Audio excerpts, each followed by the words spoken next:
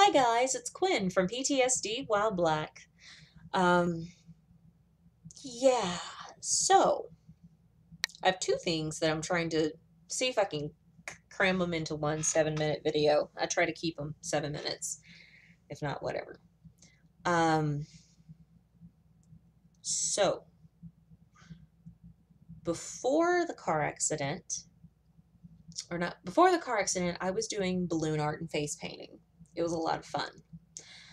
After the car accident, not so much. I could barely do an hour gig without being in pain or being bedridden the next day. When we moved here, um, before the concussion, I was being rehabilitated so that I could go to shows and help out with a gig. So, like if I was relieving another artist and things of that nature.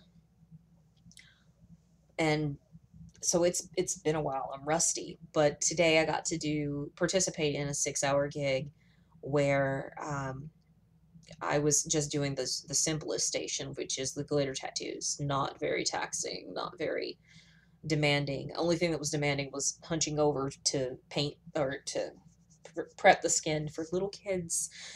Um, but it really reminded me of how much I love working. I'm weird that I want to go back to work. I've wanted to go back to work since all this happened. Um,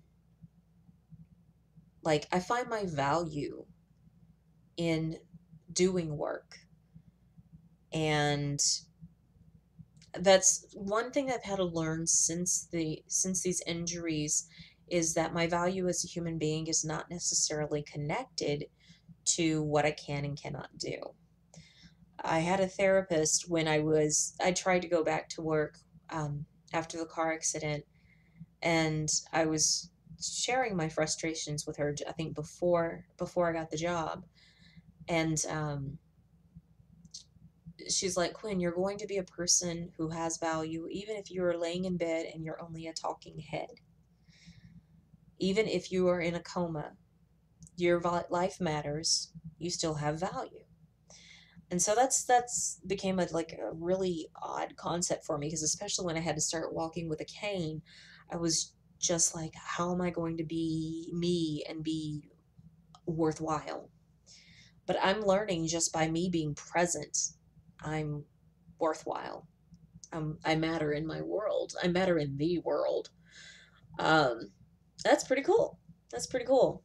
But like today we did this 6 hour gig and I was doing just the glitter tattoos and I got a chance to see that even my experience of just me being present somewhere is of value. Um, because when I paint, this is just like my little shawl that I wear. And so my scars are visible. My scars, they're here. They're ancient. Um, so 16-year-old scars. So I have the ability to be visible for young children who may be self-injures as well, um, to have some form of expression or someone to connect to. Or seeing me is also an opportunity for children to learn to be gentle with themselves, um, or showing kindness to another person. But what touched my heart today is when I was at this show, there's this girl who kept coming back to my station. I didn't know what was going on or what have you. Um, but she kept coming back to my station. And then eventually she gave me her arm and she had all of these scars on her arm.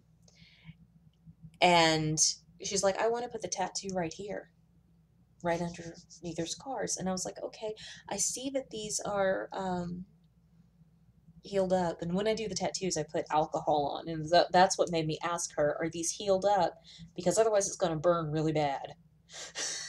And I can't put the tattoo on scar tissue. And she's like, no, they're old. I haven't been cutting. I'm like, okay. And then I asked her, I was like, does it really annoy you when people ask you if you're still cutting? Because I know it annoyed me when I was a kid. And she's like, yeah, it's kind of annoying. I'm like, yeah, sorry about that.